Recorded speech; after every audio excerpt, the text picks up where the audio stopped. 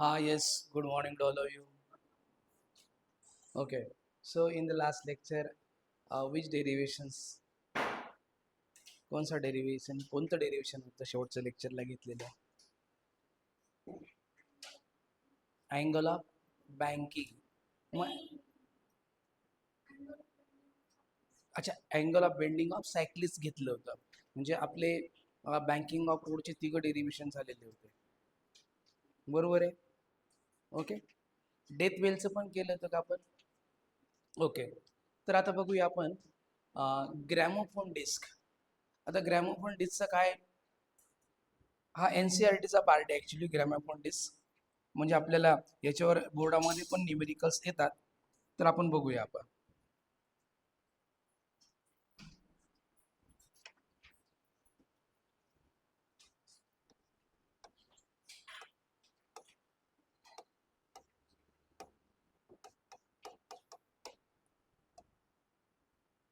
Gramophone disc. Again it is the application of museum. म्हणजे gramophone disc म्हणजे एक बघा ओल्ड म्युझिकल सिस्टीम आहे, CD प्लेअर सारखी. हा येस, येऊन घ्या. म्हणजे आपण जर कधी तो ग्रॅमोफोन डिस्क ती स्टार्ट केली तर डिस्क काय होते बरं, फिरते. रोट आहे ना, सर्क्युलर मोशनमध्ये अशी फिरते. आणि त्याच्यावर सेन्सर आपण ठेवले की ती म्युझिक त्याच्यातनं आपल्याला ऐकायला येतं. अशी ती ओल्ड म्युझिक सिस्टीम होती. आलं का लक्षात? आज सारखं नाही की डायरेक्ट क्लिक केलं की लागलं, असं नव्हतं. ओके, म्हणजे आता आधीचं आपलं जी होती की डिस्क डिस्क टाकली की सर्व काय पिक्चर मूवीज वगैरे लागायचे. पण त्यावेळेस काय व्हायचं, तर ॲक्च्युली मोठी सिस्टीम होती ती. असा मोठा असा तो ग्रॅमोफोन डिस्क राहायचा. तो असा त्या शाफ्टवर ठेवला की तो ग्रॅमोफोन डिस्क अशी फिरायची. आलं का लक्षात?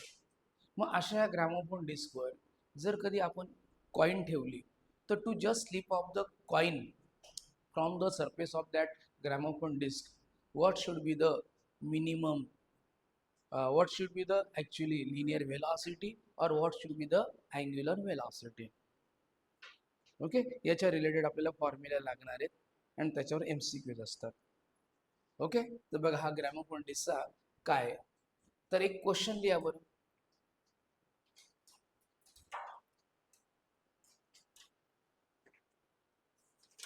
obtain the expression for obtain the expression for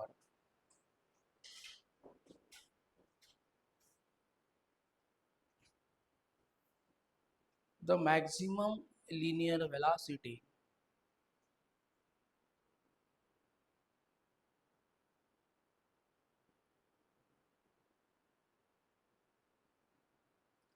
and angular velocity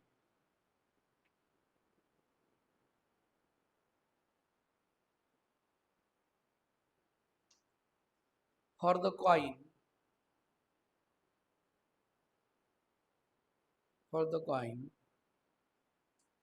to just slip off to just slip off from the gramophone disc.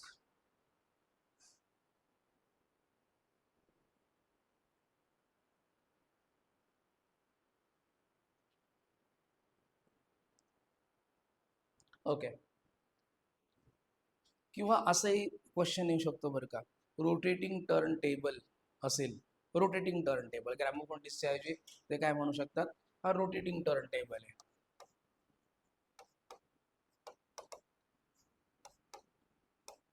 कारण MCQs मध्ये ग्रॅमोफोन डिस्क असा वर्ड राहील किंवा रोटेटिंग टर्न टेबल. त्या रोटेटिंग टर्न टेबलवर जर कधी आपण एक कॉइन प्लेस केला, तर to just slip off that coin what should be the maximum velocity or maximum angular velocity? आलं का लक्षात? ओके, मग आता बघा, सपोज ही ग्रॅमोफोन डिस्क आहे.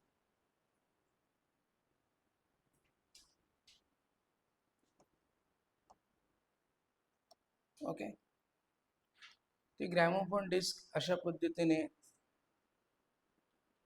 सर्कलमध्ये फिरतंय, रोटेट होत आहे.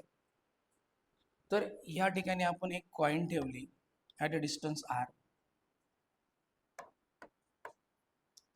सपोज हा सेंटर आहे, तर या ठिकाणी आपण एक कॉइन ठेवली.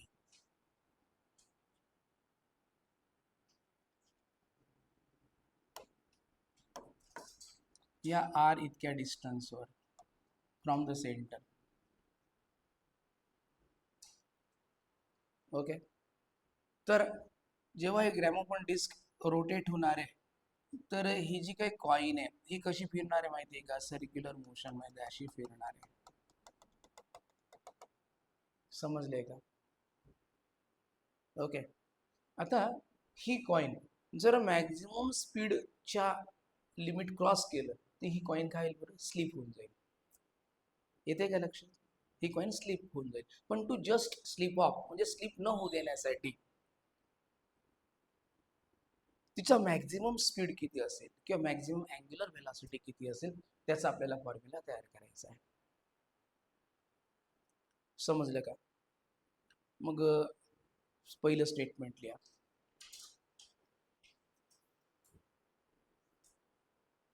कन्सिडर, आणि हा NCERTचा हा पॉइंट आहे आणि त्यातल्या त्यात आपल्याला याच्यावर आपल्या टेक्स्टबुकमध्ये न्यूमेरिकल पण आहे याच्यावर. ओके. पण MCQ साठी आपल्याला काय कन्सेप्ट लागणार आहे तो पण आपण समजून घेऊ. पहिल्यांदा त्याचा फॉर्म्युला तयार करू. लिहा पहिलं statement. Consider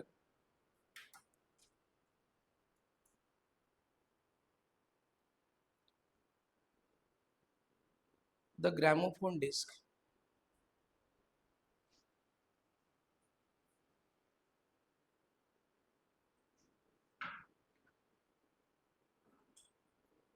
on which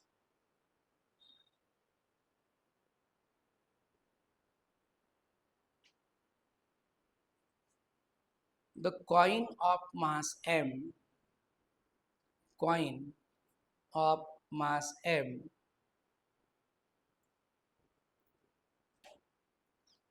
is placed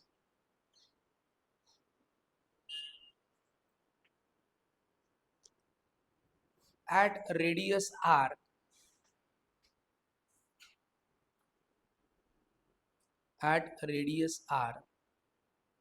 from the from the center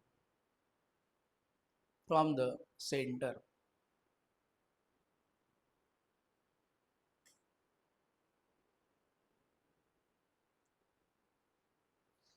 Next statement लिहा. During the rotation of gramophone disc,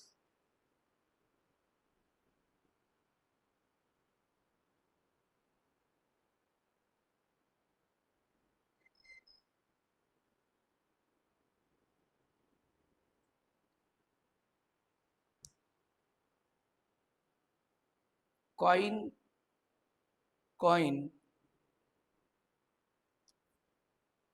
will perform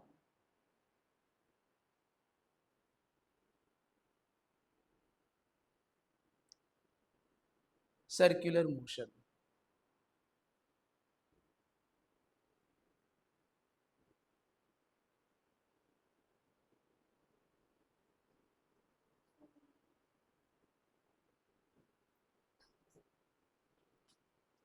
Next statement लिहा.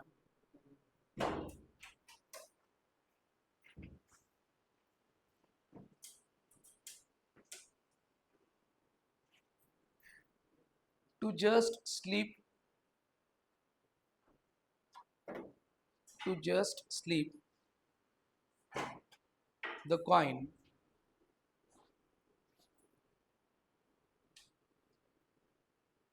suppose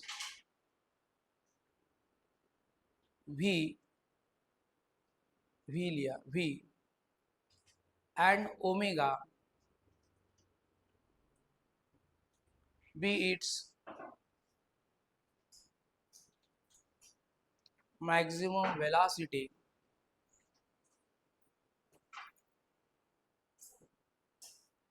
and maximum angular velocity.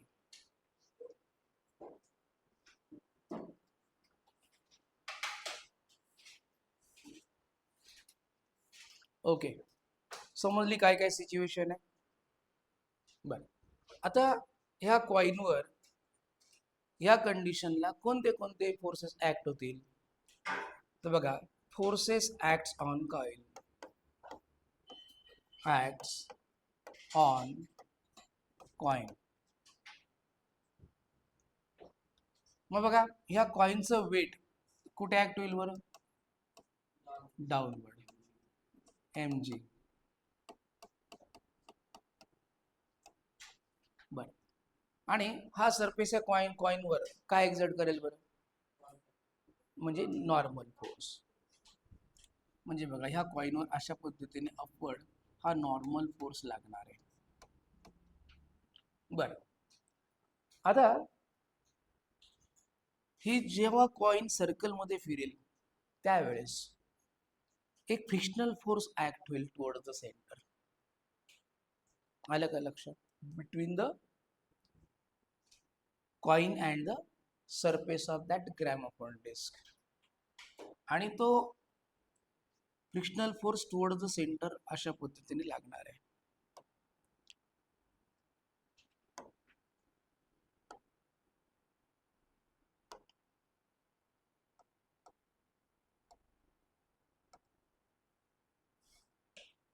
बघा, हा फ्रिक्शनल फोर्स आहे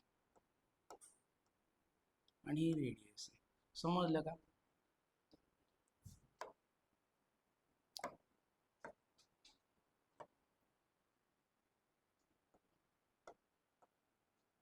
हा फ्रिक्शनल फोर्स आहे toward the centre.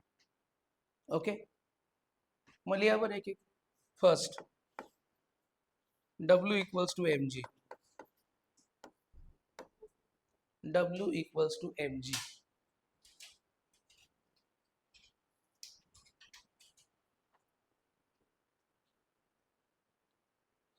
weight of the coin, weight of the coin in the downward direction.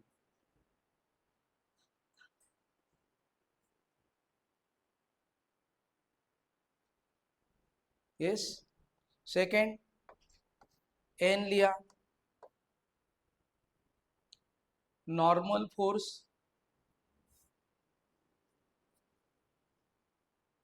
in the upward direction.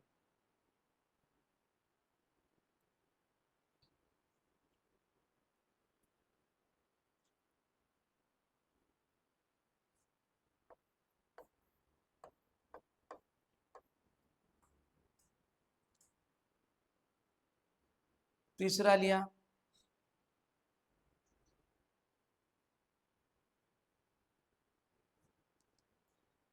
frictional force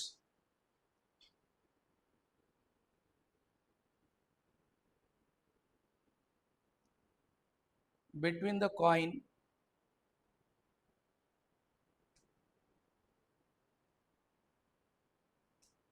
and the surface of disc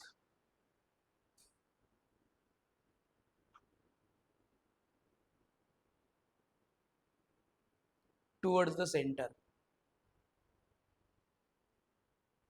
Towards the center. बरं, आता इकडे लक्ष द्या. आता पहिल्यांदा आपण याचा मॅक्झिमम स्पीड किंवा मॅक्झिमम व्हेलॉसिटीचा आपण फॉर्म्युला तयार करू.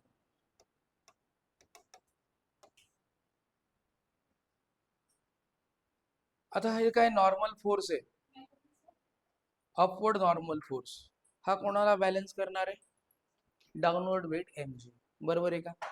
ओके, मग लिहा, नेक्स्ट स्टेटमेंट लिहा.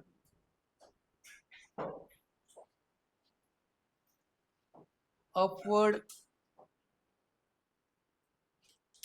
Normal force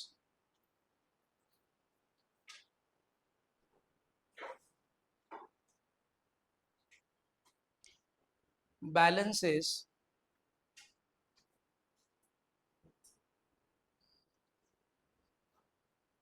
downward weight mg.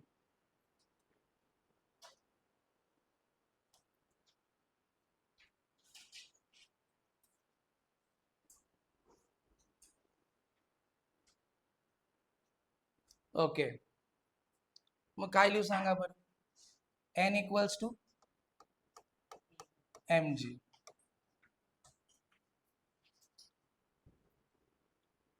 बर, आता इकडे लक्ष द्या बरं. हा जो फ्रिक्शनल फोर्स आहे याचा फॉर्म्युला काय बरं. Mu N. Okay, we know frictional force F R is equals to mu N, where mu काय आहे बरं. Yes, coefficient of static friction. Okay,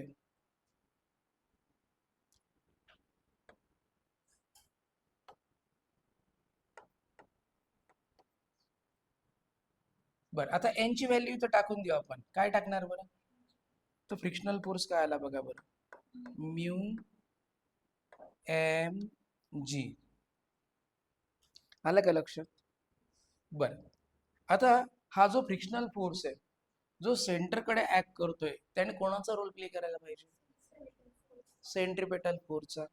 बरं, इथपर्यंत लिहिलं का तुम्ही. मग आपण पुढे स्टेटमेंट लिहू.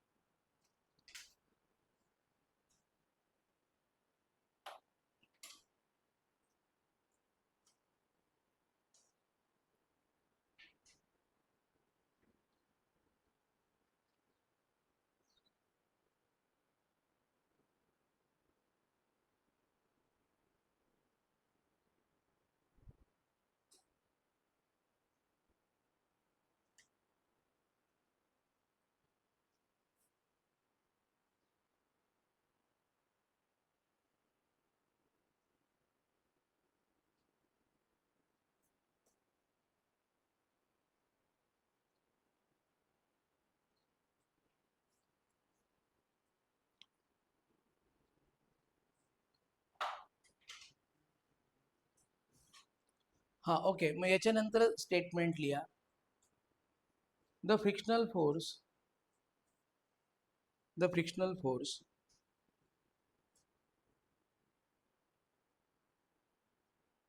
which acts which acts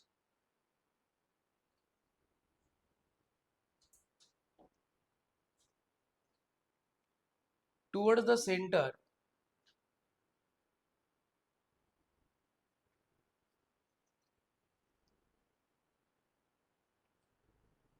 must provide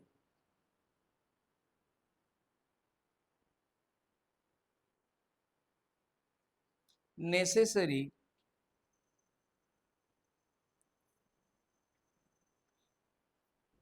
centripetal force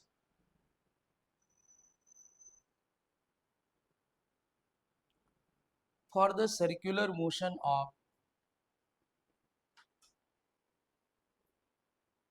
the coin. मग बघा आता, मग हा जो फ्रिक्शनल फोर्स आहे तो काय लिहिणार आपण. Centripetal force. मग फ्रिक्शनल फोर्स बघा म्यू एम जी, आणि सेंट्रिपेटल फोर्स आपल्याला मॅक्सिमम वेलोसिटी फाइंड आउट करायची म्हणजे काय, कोणतं टाकणार. M V square upon R. बघा एम एम कॅन्सल झाला, म्यू हा आर इकडे येणार की नाही, mu R G V square आला. म्हणजे व्ही स्क्वेअर किती आला, म्यू आर जी. आपण स्क्वेअर रूट घेणार. जर स्क्वेअर रूट घेतलं तर व्ही इक्वल्स टू काय आलं बरं, under root mu R G. लिहा.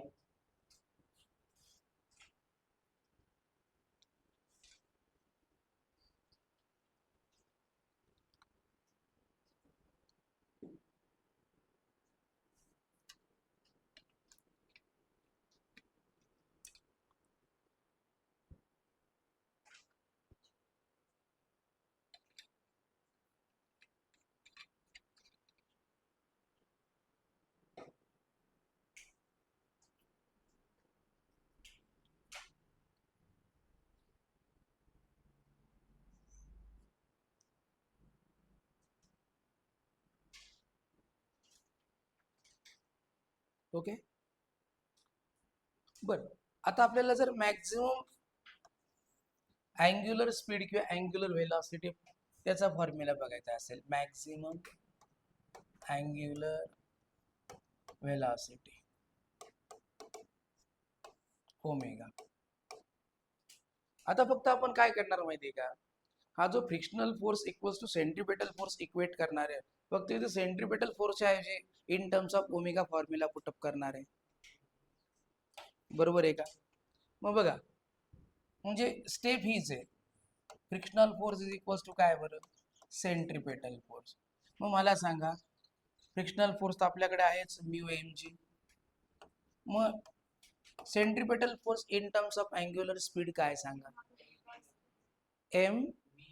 बरं, एम व्ही ओमेगा, पण त्याच्यात व्ही पण आला ओमेगा पण आला, आपण फक्त m R omega square, m R omega square, m M cancel झाला, mu G upon r is equals to काय आला बरं, ओमेगा स्क्वेअर. ओमेगा स्क्वेअर आला म्यू जी अपॉन आर, तर स्क्वेअर रूट जर घेतलं तर ओमेगा इक्वल्स टू काय आला बरं, अंडर रूट काय आला, म्यू जी अपॉन आर. आलं का लक्षात? हा, लिहा.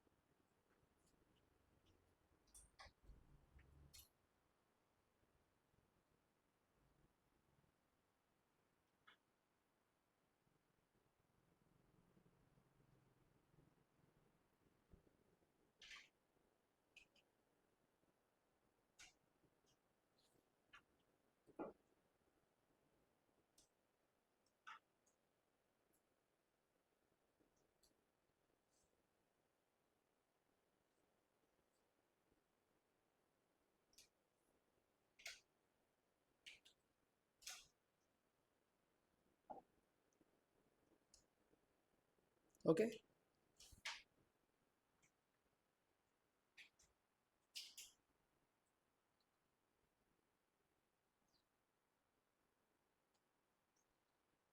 ओके, आता आपल्याला from the MCQ's point of view हे फॉर्म्युल्यांवरनं आपल्याला कसे क्वेश्चन्स विचारले जातात ते बघा.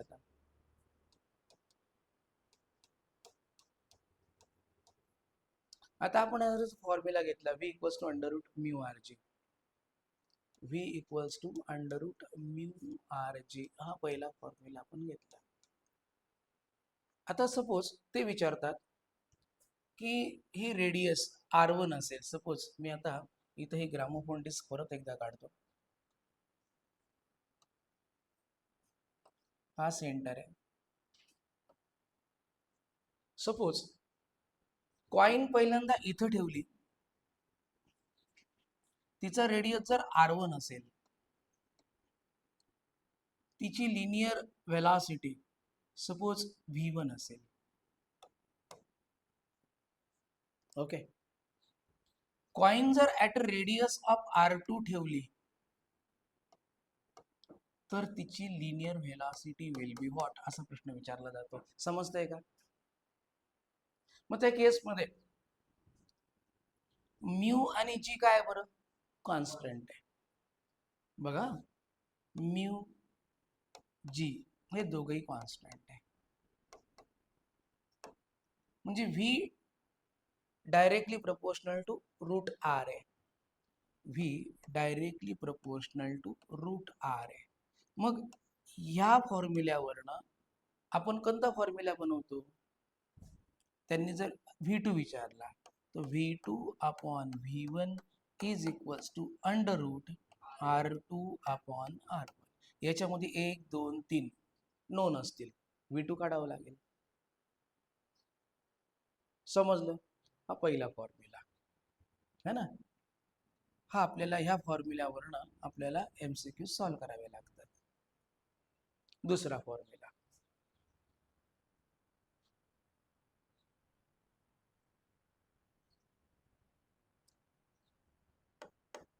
बघा, ओमेगा, बरं आपण हे बघा, omega square r is equals to mu g घेतो डायरेक्ट, चालेल ना. हे बघा, omega square r equals to mu g घेतला, omega square r equals to mu g, म्हणजे आपण हा फॉर्म्युला घेतला बरं का. आता म्यू आणि जी काय सांगा बरं, म्हणजे ओमेगा स्क्वेअर आर काय बरं,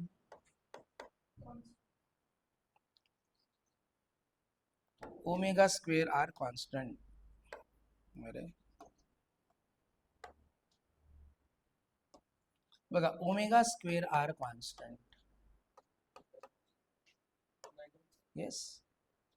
मग ते परत विचारतील, इकडं लक्ष द्या. आता जर कधी रेडियस R1 असेल, radius R1 angular speed omega 1 असेल, रेडियस R2 ला अँग्युलर स्पीड ओमेगा 2 किती, किंवा तो प्रश्न कसं विचारू शकतात की ओमेगा 1 दिलेला आहे, R1 दिलेला आहे, ओमेगा 2 दिलेला असेल तर R2 किती, येते का लक्षात. मग कोणता आपण फॉर्म्युला वापरणार, ओमेगा 1 चा square R1 is equals to omega 2 चा स्क्वेअर R2. या फॉर्म्युल्यावर मग तिघांपैकी म्हणजे त्या चारींपैकी जो पण काही अननोन दिलेला असेल तो आपण फाइंड आउट करू शकतो. आलं का लक्षात. ओके, त्याच्यामुळे हे दोघं फॉर्म्युले इम्पॉर्टंट आहे, लिहून घ्या.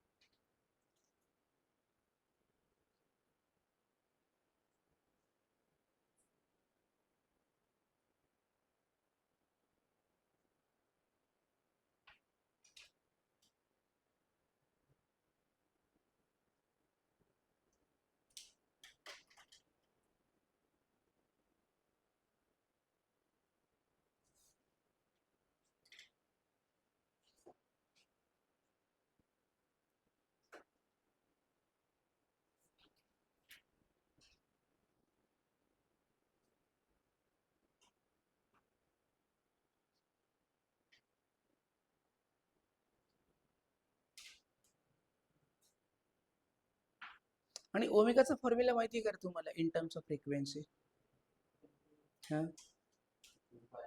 2πn. तुम्ही जर सपोज इथं 2πn1 चा स्क्वेअर आणि 2πn2 चा स्क्वेअर जर टाकला तर बघा, ओमेगा इक्वल्स टू 2πn हा जर टाकला, एन ला काय म्हणतात रे मुलांना, फ्रिक्वेन्सी आहे. काय आहे ती, फ्रिक्वेन्सी.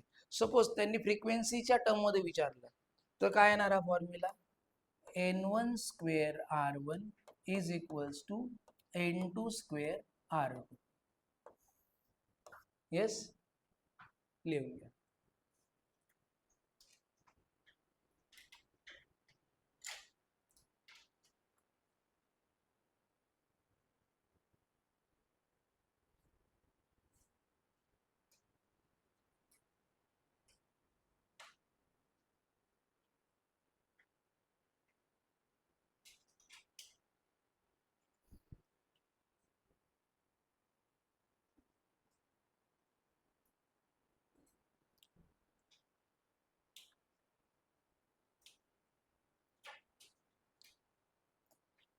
बरं, याच्यावर एक टेक्स्टबुक मध्ये एक सम आहे का टेक्स्टबुक कोणाकडे? दाखवा बरं. सरांकडे टेक्स्टबुक आहे का? नाही. बरं, बघूया आपण.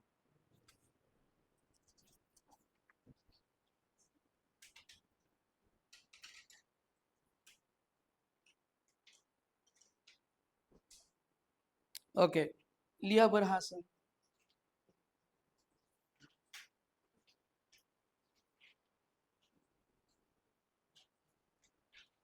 Coefficient of static friction, coefficient of static friction between a coin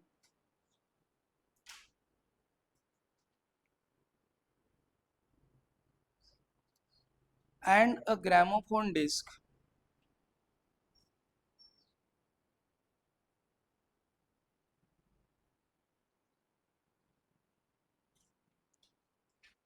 is 0.5.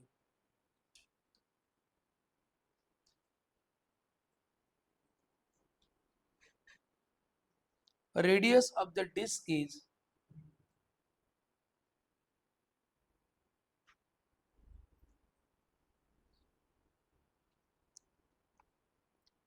8 centimeter.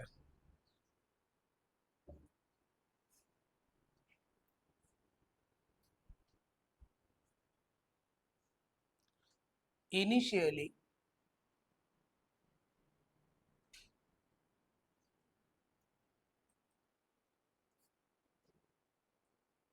the center of the coin is initially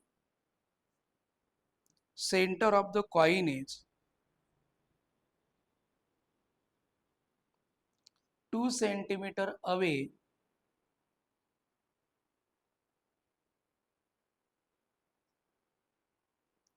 from the center of the disc.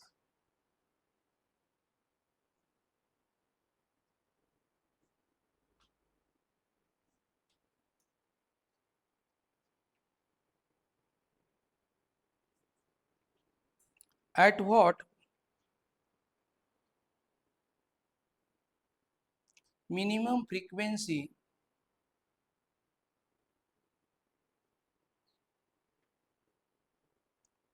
will it start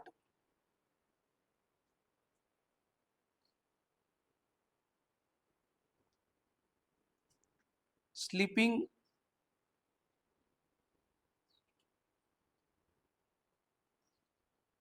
from there?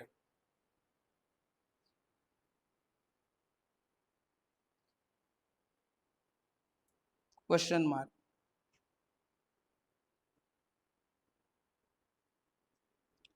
By what factor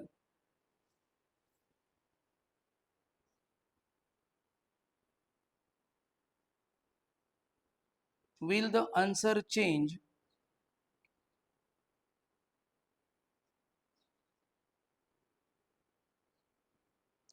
if the coin is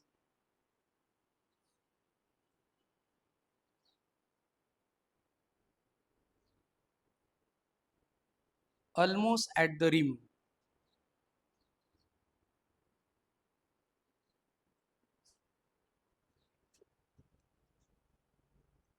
बघा,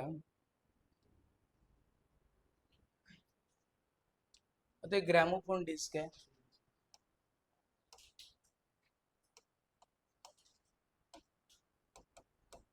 and कॉइनचा सम आहे. बरं, आता given मध्ये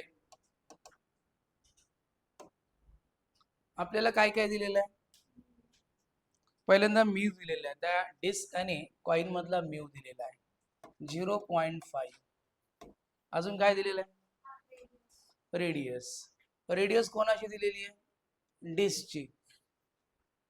आपण लिहूया, कारण radius of disk त्याला आपण कॅपिटल आर म्हटलं तरी चालेल. बघूया किती बरं ती? 8 सेंटीमीटर. पुढे काय म्हणता येते?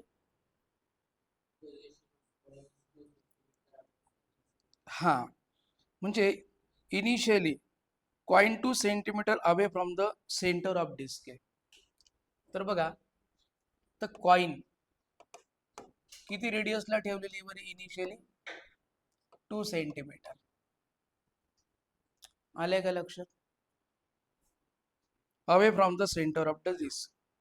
तर at what frequency will it start from there?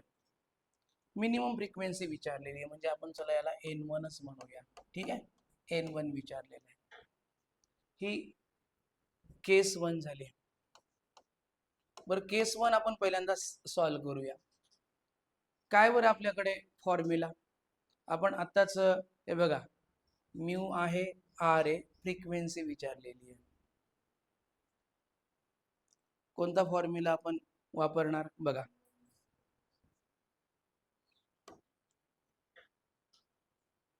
बघा, आपल्याला इथं ओमेगाची व्हॅल्यू आपण जरी 2πn टाकली, ओके, म्यू आहे जी आणि आर, आणि त्यांनी जी ची व्हॅल्यू काय सांगितलेली आहे?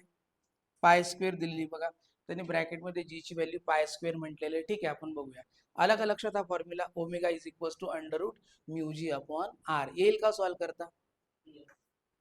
ओके, म्हणजे इथनं जर तुम्ही 2πn is equals to mu G upon R लिहिला, हा 2π इकडं नेला, तर एन इज इक्वल्स टू काय फॉर्म्युला आहे?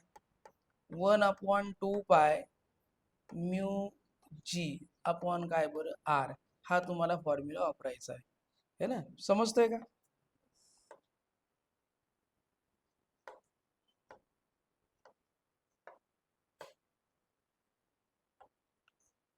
हा तुम्हाला फॉर्म्युला वापरायचा, n equals to 1/2π mu G upon r. आणि त्यांनी आपल्याला जी ची व्हॅल्यू इन ब्रॅकेट दिलेली आहे पाय स्क्वेअर, बरं का रे, ती पण लिहून घ्या. Take G equals to pi square. Okay, बघा काय काय करायचं आपल्याला. बघा, त्यांनी जी ची व्हॅल्यू आपल्याला दिलेली पाय स्क्वेअर, आणि मग आपण एन इक्वल्स टू N1 लिहू, कारण आपण त्याला N1च म्हटलेलं आहे. 1/2π काय बरं? Mu G under route. आपल्याला हा आर टाकायचा का हा आर टाकायचा रे? R1 टाकायचा. येईल का सॉल्व्ह करता? आता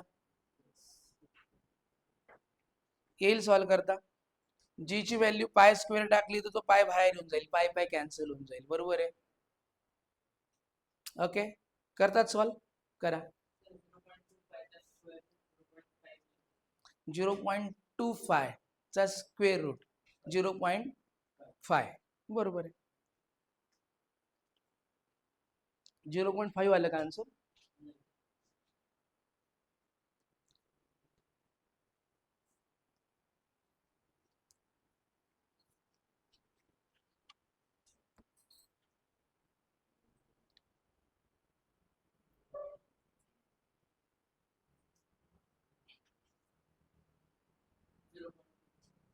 झिरो पॉईंट 25 आलं. ओके,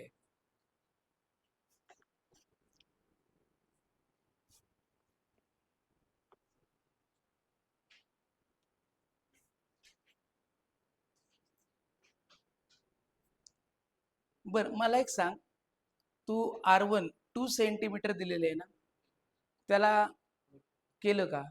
मग कारण तू म्यूची व्हॅल्यू आहे ना, म्हणजे तुझं हे सेंटीमीटर मध्ये आलं ना, मीटर मध्ये करू, SI युनिट मध्ये टाक. कारण g equals to pi square ही मीटर पर सेकंड स्क्वेअर मध्ये व्हॅल्यू दिलेली आहे. आलं का लक्षात? आता कर.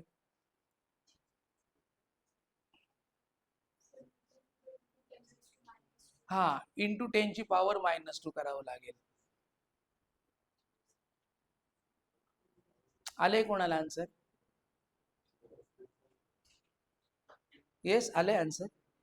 नाही.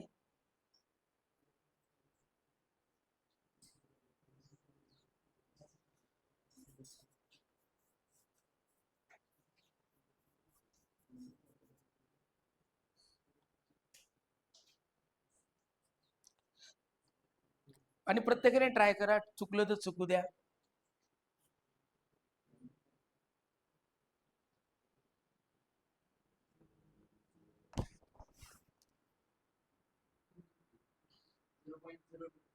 झिरो पॉईंट 0.02 आला. 10 ची पॉवर -2 केली ना, तो -2 वरती येईल तर 100 होईल.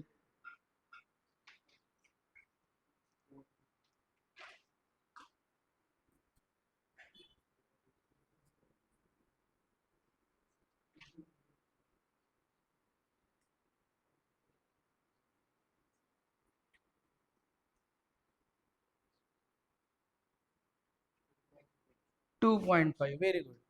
2.5 येणार आहे आन्सर. हे बघा, इकडे बघा आता. 1/2 म्यू आहे 0.5. आपल्याला जी ची व्हॅल्यू दिलेली π². R1 आहे 2 × 10 ची पॉवर -2. बरं हे बघा, याला कन्वर्ट करा बरं का. कन्वर्ट करताना 2 × 10 ची पॉवर -2 मीटर येतं, ते सेंटीमीटरचं मीटर मध्ये. ओके, बर. आता हा पाय बाहेर घेऊन टाका. बर, पाय जर बाहेर घेतलं तर काय ते बघा. n=n1 = 1/2π. हा π² चा स्क्वेअर रूट पाय येणार आहे. इंटू ब्रॅकेट काय येतं बघा, हा 10⁻² वरती घ्या. 0.5 इंटू 10⁻² म्हणजे 10⁻+2 डिवायडेड बाय 2. हा 2 विल गेट कॅन्सल. आता बघा 1/2 हा 0.5 इंटू तुम्ही करू शकतात 100 डिवायडेड बाय 2. 2 ने डिवाइड करा, हा झाला 50. आले लक्षात. हा 0 इकडे देऊन टाका. 5 × 5, 5 चा स्क्वेअर रूट 5 येईल बाहेर. बरोबर आहे की नाही. बघा 1/2. आता हा 0 इकडे दिला म्हणजे 5 × 5 आलं, खाली काहीच नाही आहे. 5 चा स्क्वेअर रूट है ना, हा काय येणार बरं 5. 5 × 5 चा स्क्वेअर रूट 5. काय आलं बरं आन्सर 2.5 रिव्होल्यूशन पर सेकंड, किंवा याला फ्रिक्वेन्सी 2.5 हर्ट्ज पण लिहू शकतात. येते का लक्षात. लिहून घ्या. बघा इथे काही काही ठिकाणी लॉक टेबल पण नाही लागणार आहे.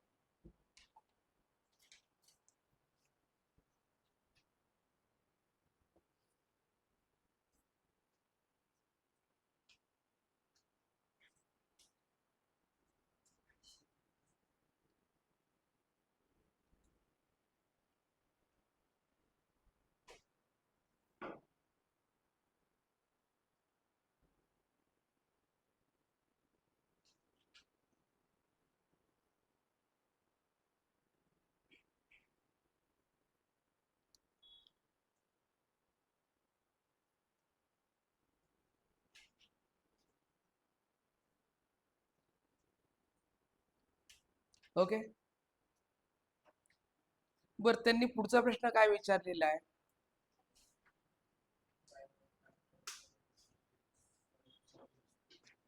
जर कॉइन रिम वर ठेवली. रिम म्हणजे काय बरं, एज. तर तिथं फ्रिक्वेन्सी किती असणार आहे, येते लक्षात. म्हणजे बघा,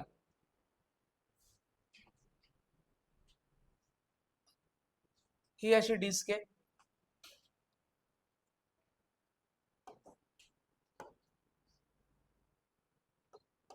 बघा आता ही कॉइन ह्या R1 रेडियसला ठेवलेली आहे. R1 रेडियसला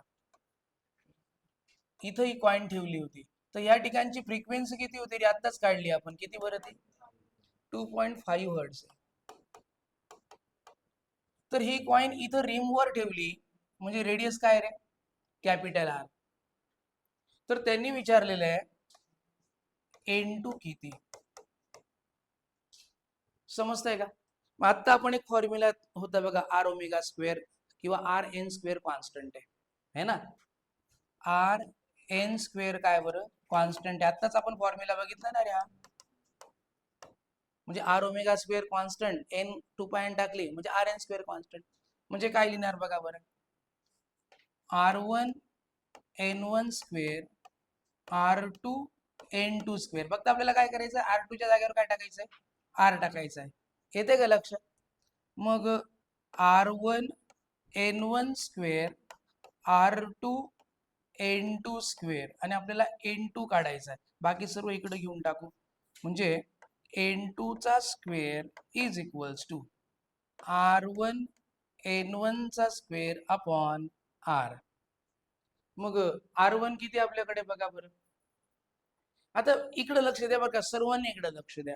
हे बघा, जर आता ह्या रेडियसचा रेशो असेल तर दोघं सेंटीमीटर मध्ये टाकले तरी चालतील बरं का.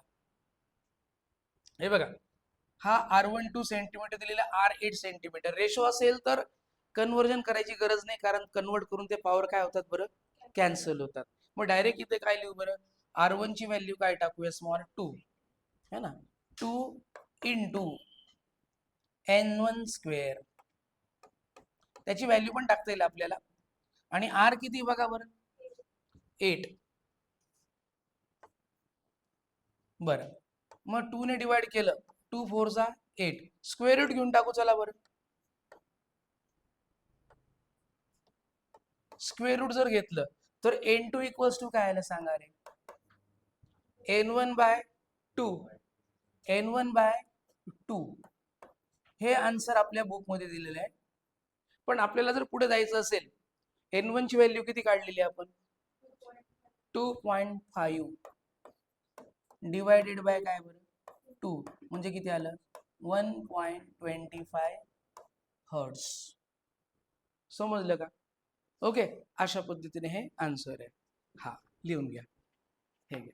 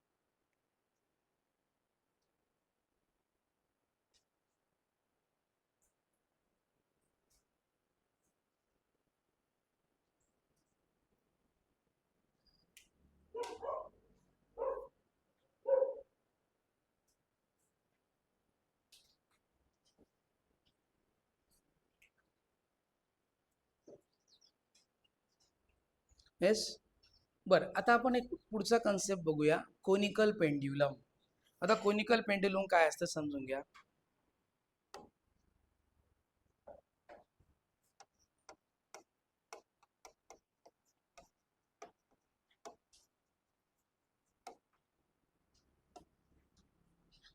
बघा कोनिकल पेंड्युलम म्हणजे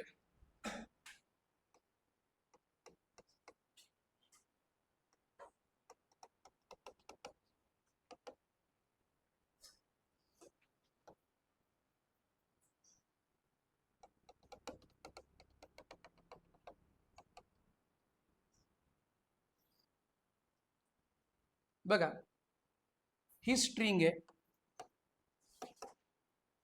हा फिक्स सपोर्ट आहे, याला सॉलिड मेटल स्पियर म्हणतात,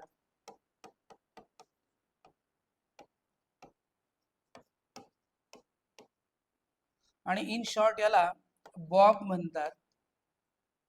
बघा आपण ही जी इनएक्सटेन्सिबल स्ट्रिंग आहे याच्या एंडला आपण हा बॉब टाय केला,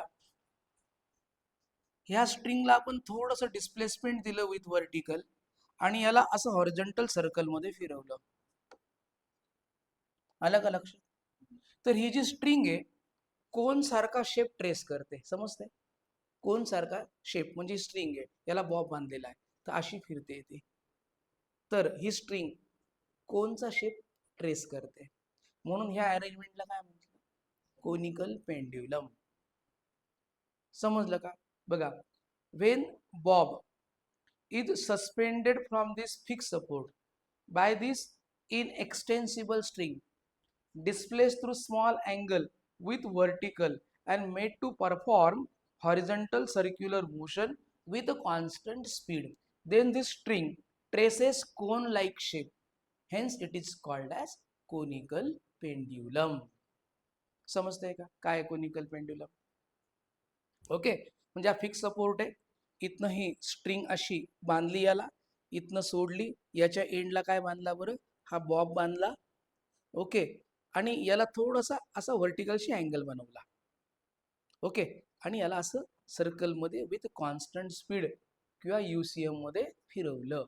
तर ही जी स्ट्रिंग आहे ही स्ट्रिंग कोणचा सरफेस ट्रेस करतं? आलं का लक्षात? कोणचा सरफेस? मेहंदीचा कोन, आईस्क्रीमचा कोन, बरोबर आहे की नाही? तसा तो शेप ट्रेस करते, म्हणून याला काय म्हटलेलं आहे? Conical pendulum. समजलं का काय कोनिकल पेंड्युलम?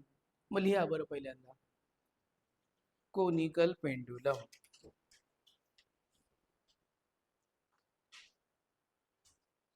हेडिंग दिली.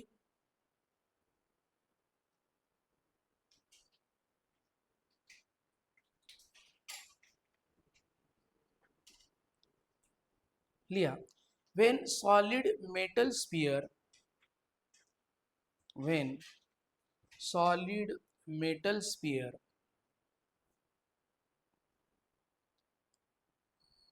ब्रॅकेट मध्ये बॉब लिहा,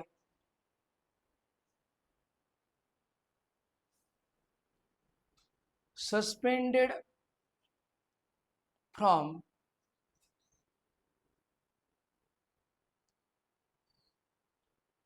fixed support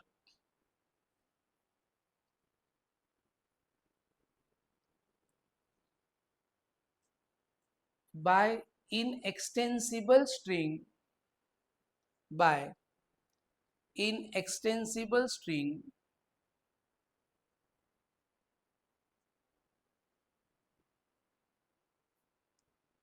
from fixed support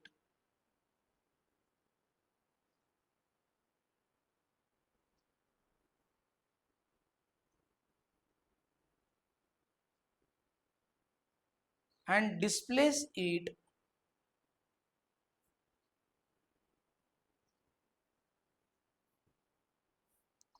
through small angle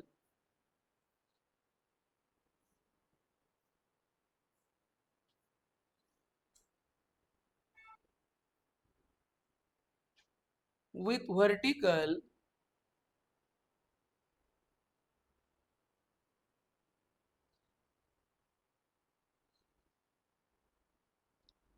and made to perform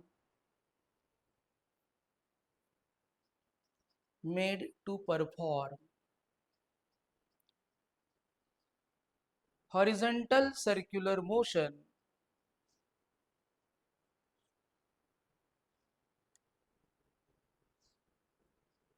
horizontal circular motion with constant speed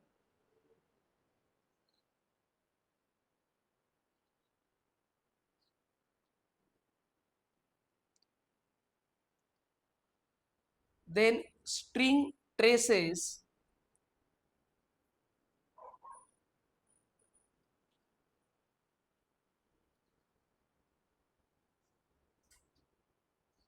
conical surface.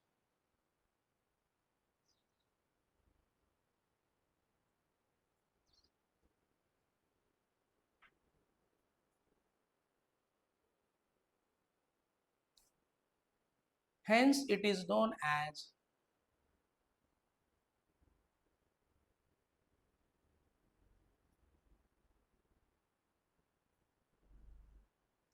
hence it is known as conical pendulum.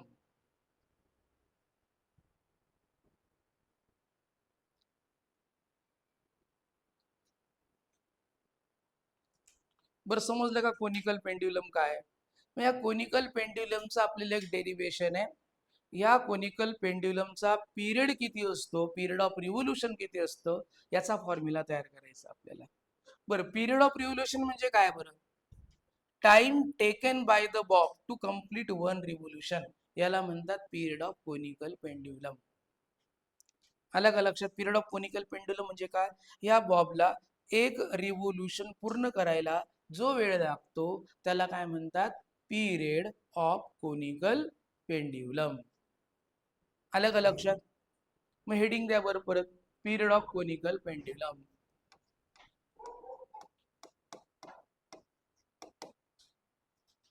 Period of conical pendulum.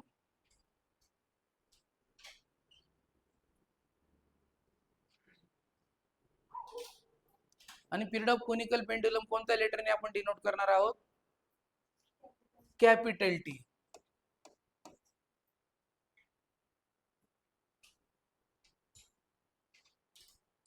मग period of conical pendulum काय असतं ते लिहून घ्या. The time taken by the Bob, the time taken by the bob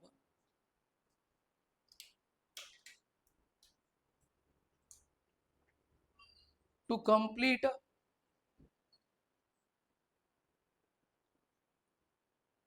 one revolution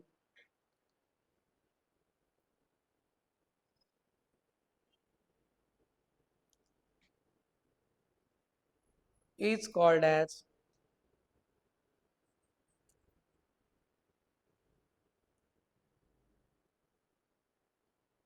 period of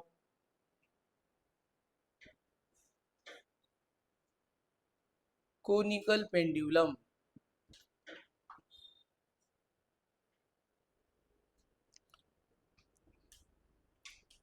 okay, बरं आता आपल्याला याचा फॉर्म्युला तयार करायचा आहे. तुम्ही आत्ता डायग्राम न काढता डेरिव्हेशन मध्ये डायग्राम काढा. ठीक आहे, डबल डबल काढण्यापेक्षा. मग आता क्वेश्चन लिहा. Obtain the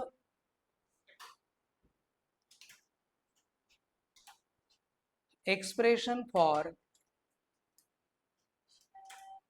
obtain the expression for the period of conical pendulum.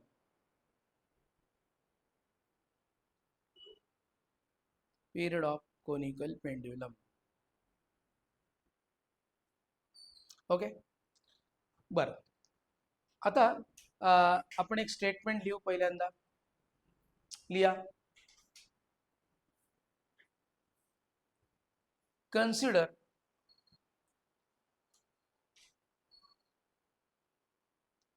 the conical pendulum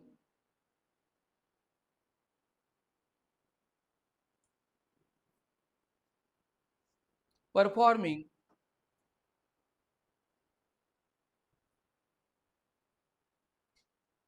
UCM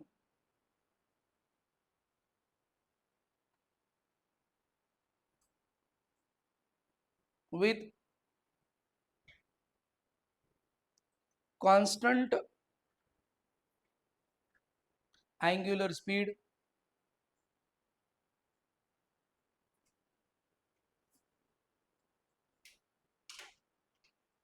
bracket मध्ये लिहा ओमेगा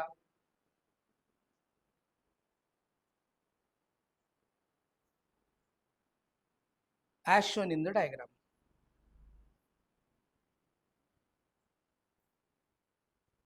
बरं आता इथं इकडे लक्ष द्या. आता काय काय आपल्याला ही डॉटेड लाईन काढली तरी चालेल.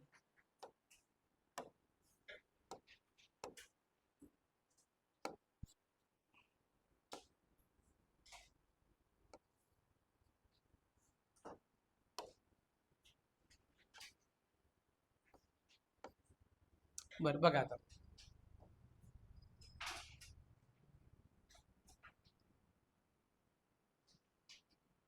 लिहा let m mass of bob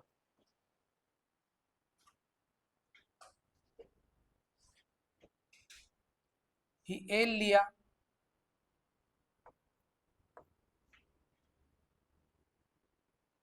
length of string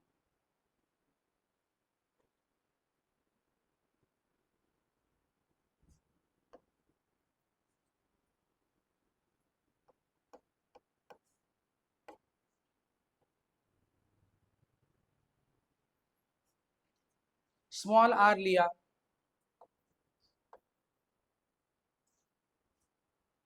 radius of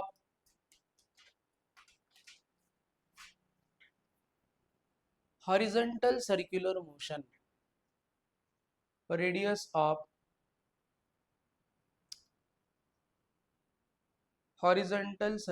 motion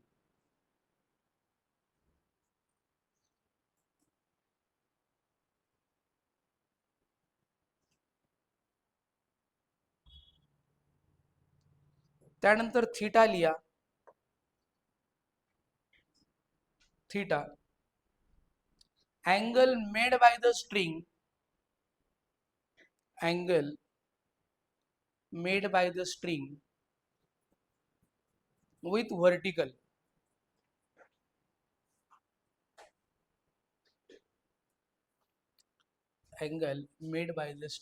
with vertical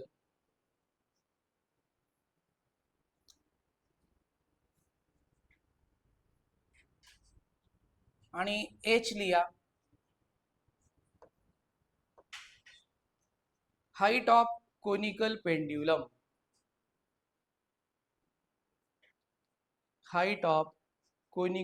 pendulum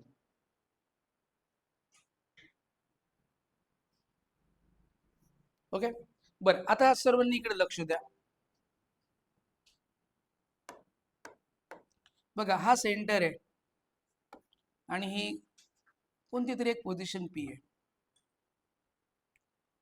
आता या बॉबवर कोणता फोर्स ऍक्ट होईल सांगा बरं. बॉबकडे बघा W म्हणजे काय बरं वेट. कुठे ऍक्ट होणार आहे वेट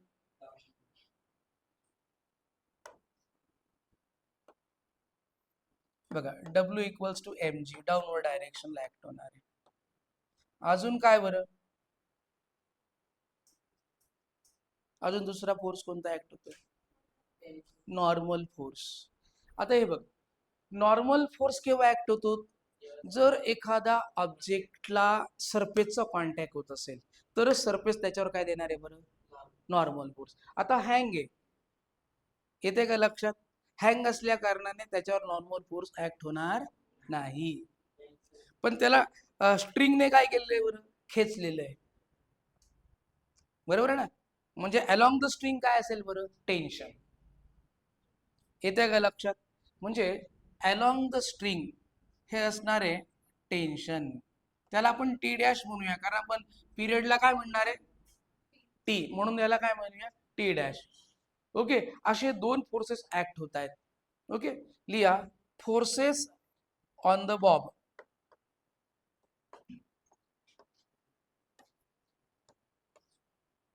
फोर्सेस ऑन बॉब. पहिला लिहा W इक्वल्स टू mg.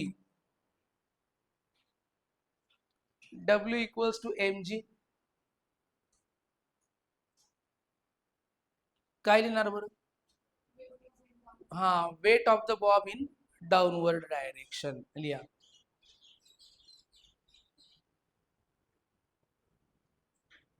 लिहिलं का? Weight of the bob in the downward direction. बर, आणि दुसरा काय लिहिणार बरं? T dash. टी डॅश लिहा tension along the string. Tension along the string towards the support S.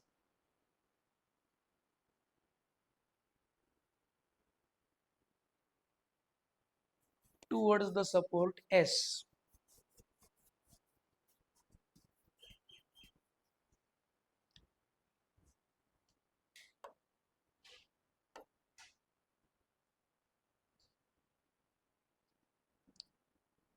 बर, आता इकडे लक्ष द्या. जर मी ही वर्टिकल लाईन एक्सटेंड केली, ही वर्टिकल लाईन एक्सटेंड केली अशी, हा अँगल थीटा असेल तर हा पण अँगल किती असेल सांगा? हा पण अँगल असणार आहे थीटा. समजलं का? हा अँगल अल्टरनेट अँगल आहे. मग आता आपण या टी डॅशला रिझॉल्व करू शकतो, बरोबर आहे का?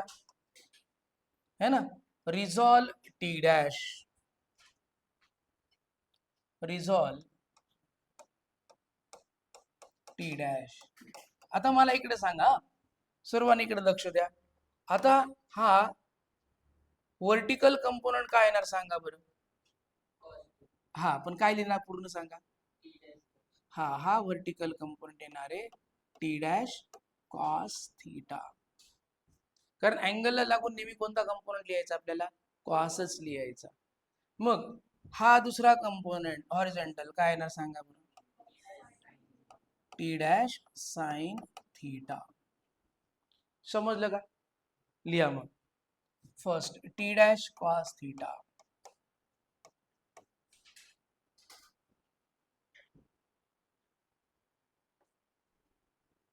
Vertical upward component.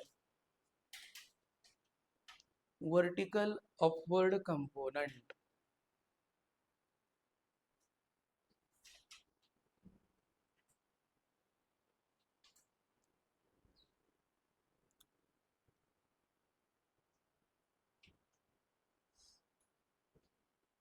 ओके, आणि दुसरा लिहिणार t dash sine theta.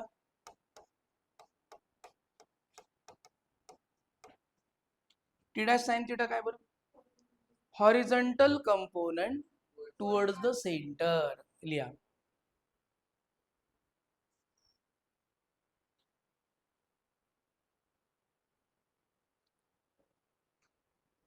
Horizontal component towards the centre.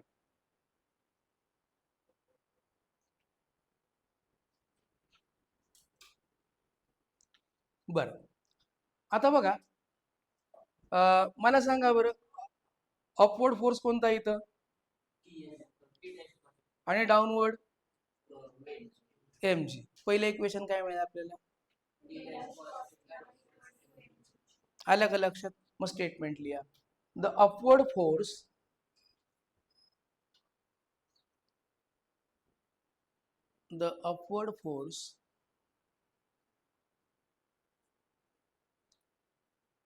T dash cos theta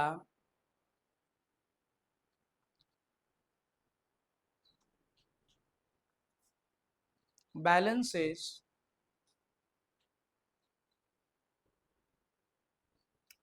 downward weight mg. मग आता हे आपल्याला पहिले इक्वेशन आलं. T dash cos theta is equals to mg. याला इक्वेशन नंबर 1 द्या.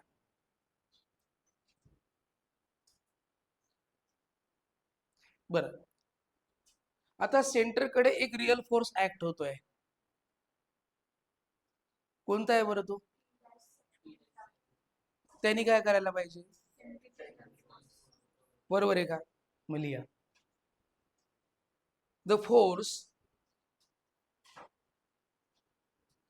T dash sine theta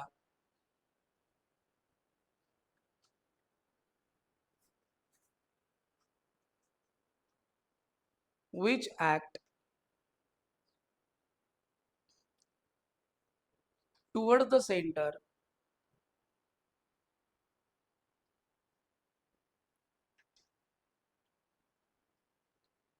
must provide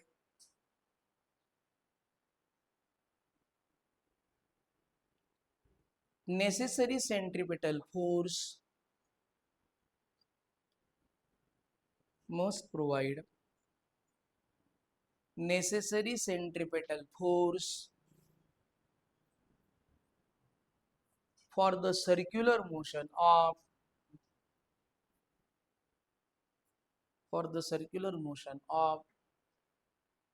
the bob. बर,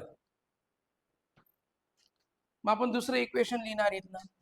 T dash cos theta is equals to centripetal force, म्हणजे t dash cos theta equals to, आता आता आपण काय करू, ओमेगाच्या टर्म मध्ये लिहू. Sine theta, yes yes yes yes, very good.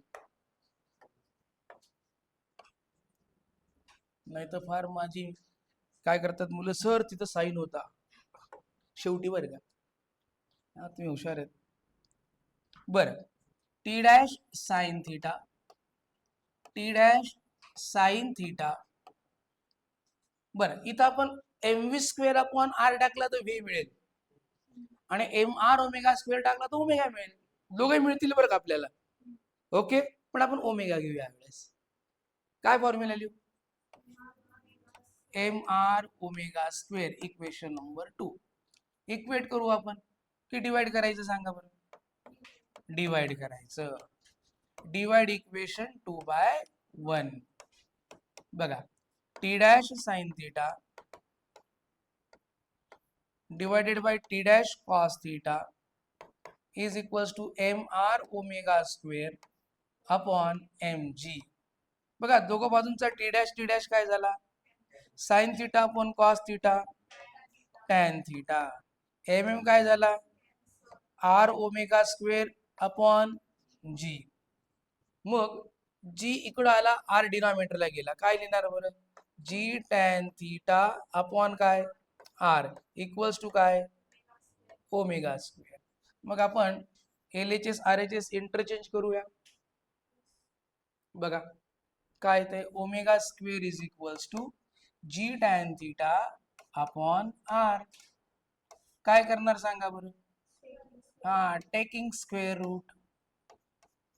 Square root जर घेतलं, काय येतं, omega equals to under root G tan theta upon R. चला, ओमेगा आला आपल्याला. आता हा जो कोनिकल पेंडुलम आहे, हा UCM परफॉर्म करतोय की नाही.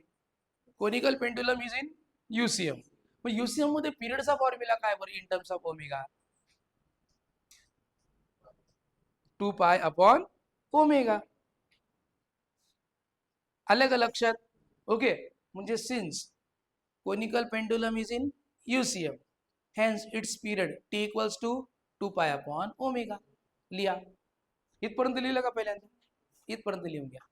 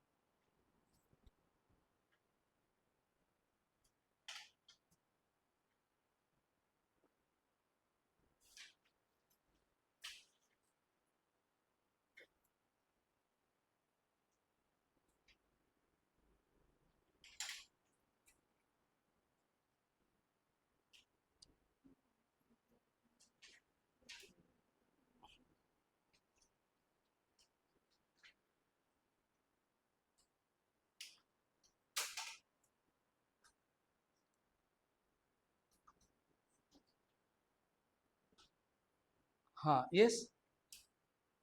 बरं, मग पुढचं स्टेटमेंट लिहा.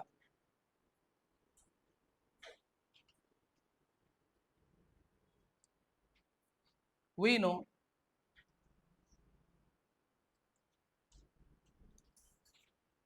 conical pendulum performs UCM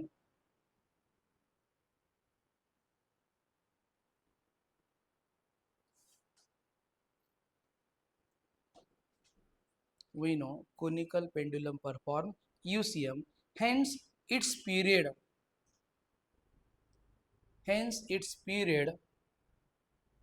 bracket मध्ये लिहा capital T, its period of revolution is, काय फॉर्म्युला लिहिणार सांगा बरं. Yes, T equals to 2 pi upon omega. आणि आता बघा ओमेगा आपण आताच इथं पुट करून टाकू आपण, है ना. So T equals to 2 pi under root G tan theta upon R. मग T इक्वल्स टू काय येणार सांगा बरं.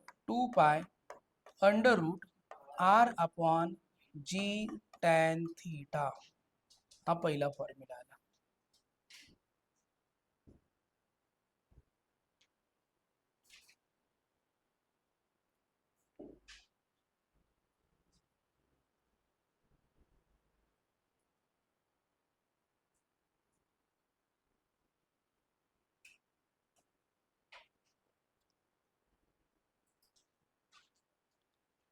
बरं, आता इकडे डायग्राम कडे लक्ष द्या. बघा हा डायग्राम SCP हा राईट अँगल ट्रायंगल आहे की नाही. हे तुम्ही डायग्रामच्या साईडला लिहिलं तरी चालेल. बघा इन SCP मला टॅन थिटाचा फॉर्म्युला पाहिजे. कोणाचा फॉर्म्युला पाहिजे. मग SCP मध्ये टॅन थिटा सांगा बरं. हा थिटा आहे tan theta. CP upon SC किंवा direct tan theta equals to small r upon H. समजलं का.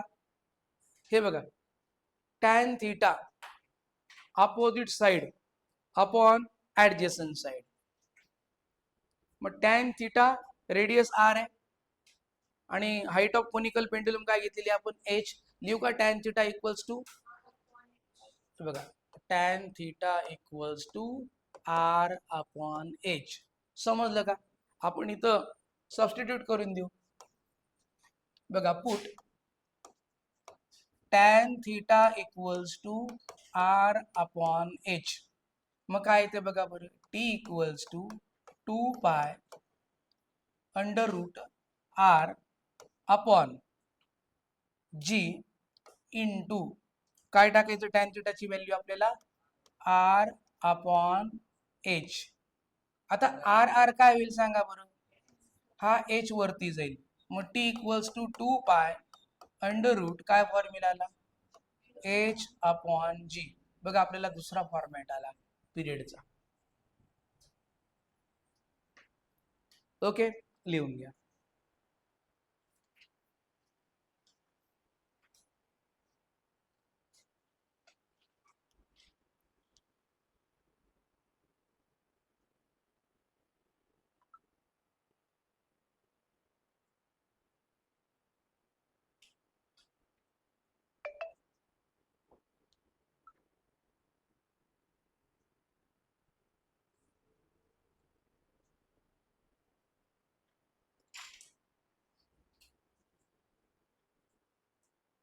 बर, तिसरा एक फॉर्मॅट बघा. परत तोच राईट अँगल ट्रायंगल बघा. SCP दिसतोय का. ओके, आता मला H ची व्हॅल्यू टाकायची आहे. त्याच्यामुळे मला ऍडजेसंट साठी आपण कोणता साइन कॉस कोणता घेतो सांगा बरं. कॉस घेतो की नाही. मग कॉस थिटा इक्वल्स टू काय येणार बरं. Adjacent side upon hypotenuse. दिसतोय का तुम्हाला. मग cos theta equals to H upon काय बरं L. बघा ह्याच ट्रायंगल मध्ये कॉस थिटा H अपॉन काय बरं L. L जर इकडे गेला तर H ची व्हॅल्यू मी काय टाकू शकतो सांगा रे. L cos theta. समजलं का. तुम्ही डायग्रामच्या साईडला टॅन थिटाची व्हॅल्यू लिहून टाका आणि H. मग आपण इथं काय सबस्टिट्यूट करणार आहे. Put H equals to L cos theta. मग बघा period T equals to 2 pi under root काय फॉर्म्युला आला, L cos theta upon G. अजून एक तिसरा फॉर्म्युला आला. ओके लिहा.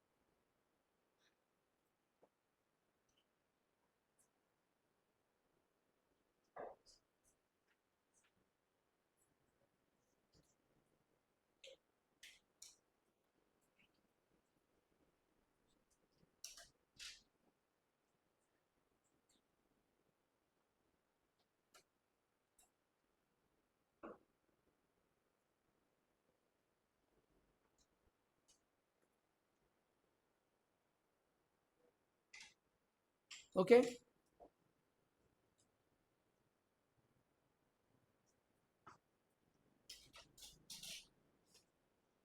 बरं एकदा बघून घ्या याच्यात काय काय केलेलं आहे आपण मला वाटतं आतापर्यंत जे काही डेरिव्हेशन घेतलेले आहेत त्याच्यामध्ये आपण ह्याच फॉर्मॅटने गेलेलो.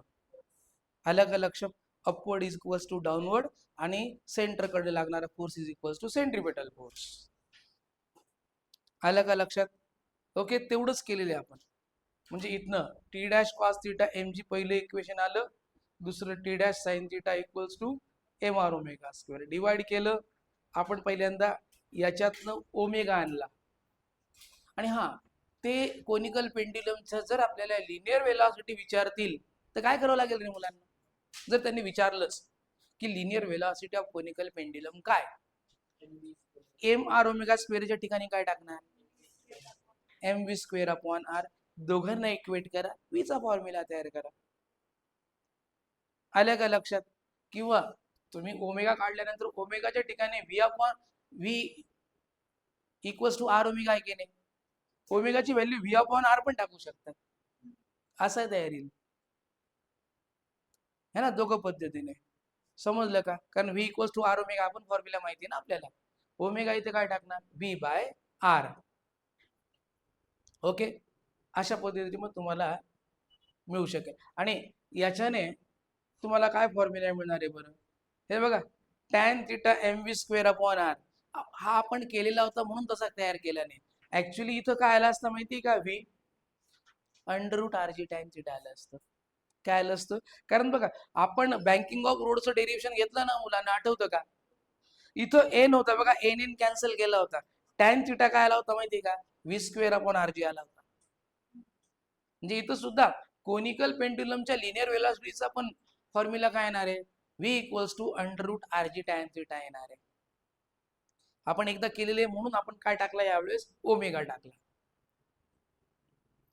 आणि इथं जर आपण व्ही तयार केला असता, इथं फॉर्म्युला कोणता घेतला असता आपण, 2 पाय आर अपॉन व्ही घेतला असता. ओके पण आपल्याला जसं टेक्स्टबुक मध्ये दिलेलं आहे की नाही त्या पद्धतीने आपण घेतलं इथं. आल्या का लक्षात? आणि त्यांनी टेन्शन जर विचारलं तर टेन्शनसाठी हा फॉर्म्युला इम्पॉर्टंट आहे बरं का मुलांना. कारण इथनं हे तर हे बघा, हा टर्म रेडियसच्या टर्म मध्ये हा फॉर्म्युला आहे, हाईटच्या टर्म मध्ये आणि हा लेंथच्या टर्म मध्ये फॉर्म्युला आलेला आहे. पण त्यांनी जर टेन्शन अलॉंग द स्ट्रिंग जर विचारलं तर तुम्हाला हे बघा आयदर या फॉर्म्युल्याने तुम्हाला सॉल्व्ह करता येईल, पण सपोज तुम्हाला रेडियस दिलेली नसेल, तुम्हाला फक्त थिटा दिलेला असेल, तर या फॉर्म्युल्याने तुम्ही सॉल्व्ह करू शकता, T dash cos theta equals to M G. आलं का लक्षात? आणि त्यांनी डायरेक्ट सांगितलेलं असेल centripetal force is so and so, angle of conical pendulum is so and so. Direct हा फॉर्म्युला वापरा, T dash sine theta is equals to centripetal force. आले का लक्षात? ओके. बरं, डायग्राम काढली का तुम्ही? डायग्राम काढून घ्या.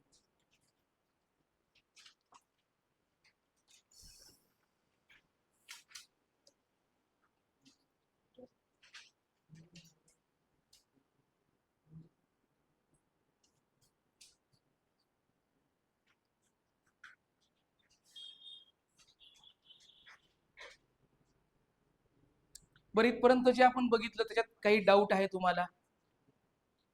ओके, लगेच आज हे डेरिव्हेशन प्रिपेअर करा. आय होप की तुम्ही दररोजच्या दररोज डेरिव्हेशन प्रिपेअर करता आहात. फिजिक्स मध्ये तीच रिक्वायरमेंट आहे.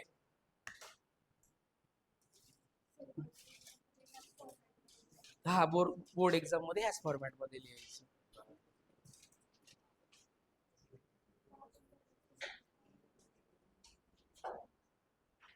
ओके, मग आपण पुढचा पार्ट नेक्स्ट लेक्चरला बघू, चालेल?